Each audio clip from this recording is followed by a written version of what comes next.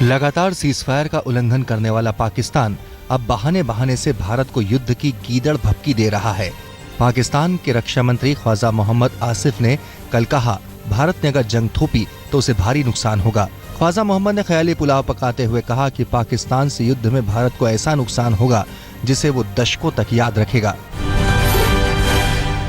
पाकिस्तानी रक्षा मंत्री ख्वाजा मोहम्मद कल सरहद से सटे कुंदनपुर गांव का दौरा करने पहुंचे थे। इसी दौरान उन्होंने मीडिया से युद्ध की चर्चा की। साथ ही बोले, पाकिस्तान का हर जवान हर कीमत पर एक एक इंच की रक्षा करेगा। हैरत इस बात की है कि भारत को उकसाने वाला पाकिस्तान उल्टी तोहमत मढ़ रहा है। हाफिज सईद मुंबई हमले पर घड़ियाली आंसू बहा रहा है, जबकि गिरफ्त में आए पाकिस्तानी आतंकी सज्जाद ने आतंकी हाफिज के बारे में बड़ा खुलासा किया है। सूत्रों के मुताबिक पूछताछ के दौरान आतंकी सज्जाद ने कबूल किया है कि वो मोस्ट वांटेड आतंकी हाफिज सईद का सुरक्षा सलाहकार था। सज्जाद के मुताबिक उसे जिस लश्कर आतंकी कैंप में दहशतगर्दी की ट्रेनिंग दी गई, उस कैंप में हाफिज ने तकरीर दी थी। इस मुलाकात के बाद सज्जाद ने करीब 12 बार उसके साथ सफर किया। यहाँ तक कि हाफिज के सियालकोट और मुजफ्फराबाद दौरे के दौरान सज्जाद उसके साथ था।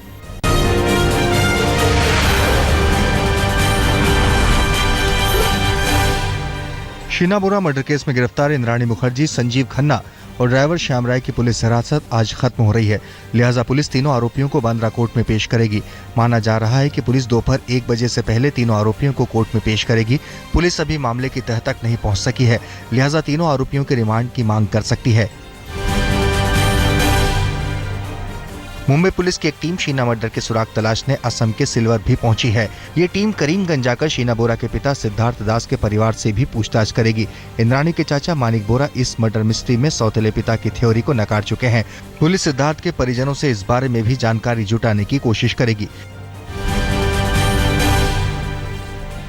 कल मुंबई पुलिस आरोपी संजीव खन्ना और ड्राइवर श्याम राय को लेकर रायगढ़ के जंगल पहुंची थी। पुलिस सुराग की तलाश में शीना मर्डर को रिक्रिएट करने की कोशिश करना चाह रही थी, लेकिन बारिश की वजह से ऐसा नहीं हो सका और खार पुलिस को वापस लौटना पड़ा। आज कोर्ट में आरोपियों की पेशी से पहले पुलिस फिर से अपनी कोशिश दोहरा सकती है।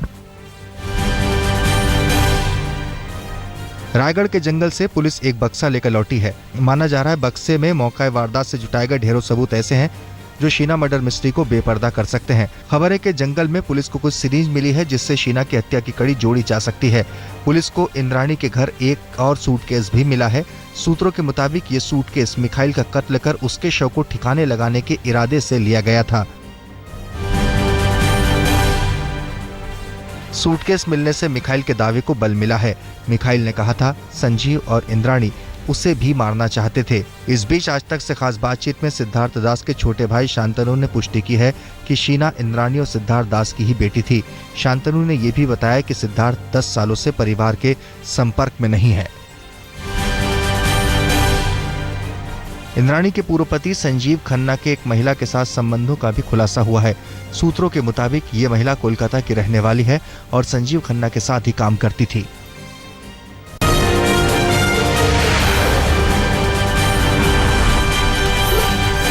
1 सितंबर को प्रधानमंत्री नरेंद्र मोदी की बिहार के भागलपुर में रैली होगी। महागठबंधन की स्वाभिमान रैली में उठे सवालों का इसमें वो जवाब दे सकते हैं। आज बिहार के गया में केंद्रीय शिक्षा मंत्री स्मृति ईरानी मौजूद रहेंगी। वो IIM संस्थान में व्याख्यान देंगी। दोपहर 12:30 बजे उनका लेक्चर होगा। मोदी सरकार ने भूमि अधिग्रहण बिल पर अपने कदम पीछे खींच दिए हैं। इसकी जानकारी कल प्रधानमंत्री ने खुद मन की बात कार्यक्रम में दी। पीएम ने कहा, जमीन बिल पर अब सरकार कोई नया अध्यादेश नहीं लेकर आएगी। हालांकि पीएम ने यह भी साफ किया कि भूमि अधिग्रहण बिल के 13 बिंदुओं पर अमल किया जाएगा। लंबे समय से भूमि अधिग्रहण बिल संसद में अटका हुआ है। 1 रैंक 1 पेंशन पर मोदी सरकार अभी कोई समाधान नहीं खोज सकी है। पूर्व सैनिकों का धरना लगातार जारी है। इस बीच एक प्रदर्शनकारी की सेहत बिगड़ने पर उन्हें अस्पताल पहुंचाया गया है। डॉक्टरों के मुताबिक पीड़ित का ब्लड प्रेशर काफी बढ़ा हुआ था, साथ ही त्वचा भी सूख रही थी। 1 रैंक 1 पेंशन पर प्रदर्शनकारियों का साथ देने कल समाज सेवी नफीसा अली भी पहुंची। नफीसा ने दिल्ली जंतर मंतर पर जाकर प्रदर्शनकारी पूर्व सैनिकों से मुलाकात की। वहीं बाइकर्स क्लब प्रदर्शनकारियों के समर्थन में आगे आया है। गुजरात में पटेल आरक्षण की मांग के अगवा हार्दिक पटेल ने आंदोलन को देशव्यापी बनाने के संकेत दिए हैं। हार्दिक पटेल ने आज तक के खास कार्यक्रम सीधी बात में कहा, कुर्मी समाज उन्हें न्योता दे रहा है और वो भाई की तरह ही हैं, लिहाजा उनके लिए भी आवाज उठाएंगे। खास बात यह है कि पटेल आरक्षण पर जहां हार्दिक का बीजेपी से मतभेद है, वहीं देश की सुरक्षा के एजेंडे पर वो पीएम मोदी के साथ हैं। हार्दिक के मुताबिक देश की सुरक्षा के लिए पीएम मोदी सही दिशा में आगे बढ़ रहे हैं। कर्नाटक के धारवाड़ में आज कन्नड़ यूनिवर्सिटी के वाइस चांसलर रहे एमएम कलबुर्गी का 11 बजे अंतिम संस्कार किया जाएगा। कलबुर्गी की कल सुबह एक शख्स ने गोली मारकर हत्या कर दी थी।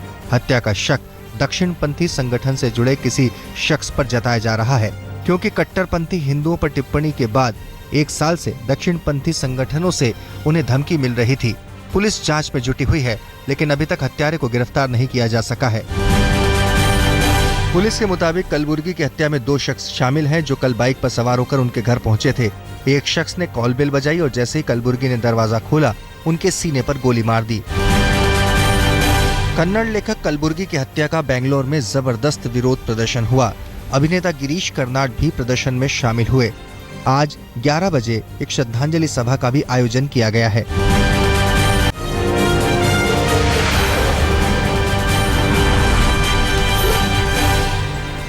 यूपी में समाजवादी पार्टी के विधायक शाकिर अली ने विवादास्पद बयान दिया है। देवरिया में विधायक शाकिर से जब पत्रकारों ने मडुआडीह थाने को जलाने से जुड़ा सवाल पूछा, तो उन्होंने कहा, महिलाएं अगर थाना फूकेंगी तो क्या हम उन्हें किस करेंगे? औरतें थाना फूकेंगी, हम चुम्मा लेंगे। दरअसल 3 दिनों पहले देवरिया की मडुआडीह पुलिस चौकी को ग्रामीणों ने गुस्से में आकर जला दिया था। एक स्कॉर्पियो सवार ने बाइक सवार को टक्कर मार दी थी, जिससे उसकी मौत हो गई थी। लेकिन ग्रामीणों का आरोप था कि पुलिस ने घूस लेकर स्कॉर्पियो चालक को छोड़ दिया। हंगामा बढ़ने पर पुलिस ने ग्रामीणों और महिलाओं को पीटा भी था। समाजवादी पार्टी के एक और विधायक बैजनाथ पासवान के मुताबिक देश में अब कोई गरीब नहीं रह गया। बैजनाथ का मानना है कि लोग गरीबी का झूठा रोना रोते हैं। यूपी के मऊ से समाजवादी पार्टी के विधायक बैजनाथ पासवान ने दलील देते हुए कहा, आज हर आदमी कमा रहा है, उसके पास 10 रुपए खाने के लिए हैं और खर्च करने के लिए भी पैसे हैं, वो गरीब कैसे हो सकता है? आज़ादी होते 70 साल 65 साल हो गया और अभी गरीबी रह गई है। और मेरे समझ से आता हो कि गरीबी हम कब तक रोते रहेंगे कि गरीबी रह गई। आज के दौर में कोई गरीब नहीं है, हर आदमी के पास 10 रुपये की आमदनी भी है, 10 रुपये उसके पास है भी।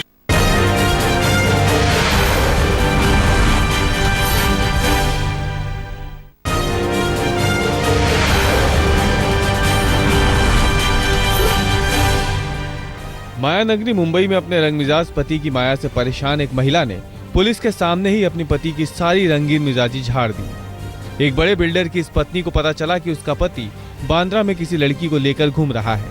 फिर क्या था, बीवी का गुस्सा 7वें आसमान पर पहुंच गया। वो सीधे वहीं पहुंच गई और पति को रंगे हाथ पकड़ लिया और उसकी सरेआम धुनाई शुरू कर दी। बचने के लिए आशिक मिजाज मियां जी पुलिस थाने की ओर भागे तो बीवी ने वहां भी इनका पीछा नहीं छोड़ा। बाद में महिला ने पुलिस में भी शिकायत दर्ज करा दी है।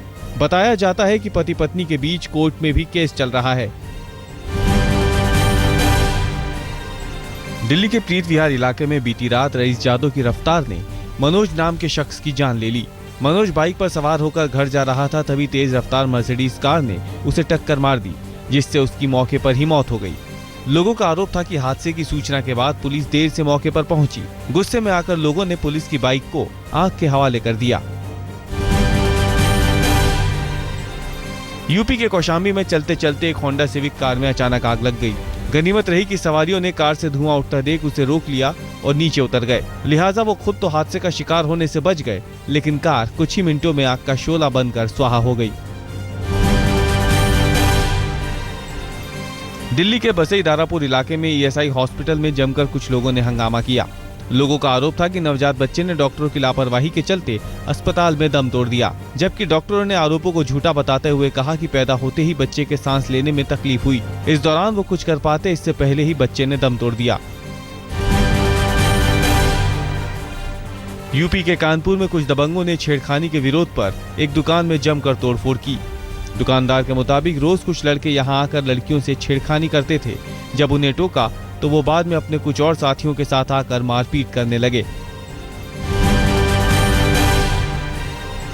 दिल्ली से सटे गुड़गांव में 12वीं की छात्रा को अगवा कर गैंगरेप की वारदात को अंजाम दिया गया।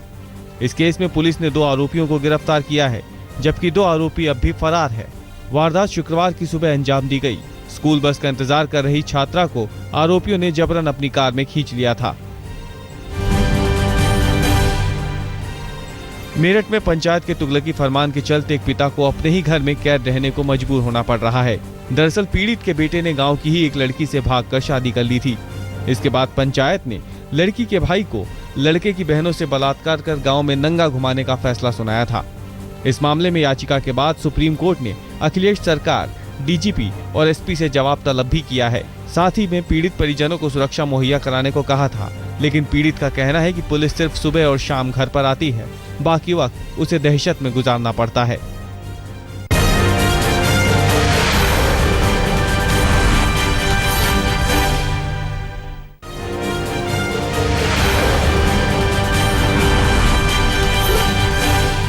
भारत और श्रीलंका के बीच चल रहा तीसरा टेस्ट रोमांचक दौर में पहुंच गया है। दोनों टीमों की जीत की संभावनाएं 50-50% हैं। बारिश की वजह से तीसरे दिन का खेल खत्म करार दिए जाने तक भारत ने अपनी दूसरी पारी में 3 विकेट खोकर 21 रन बनाए।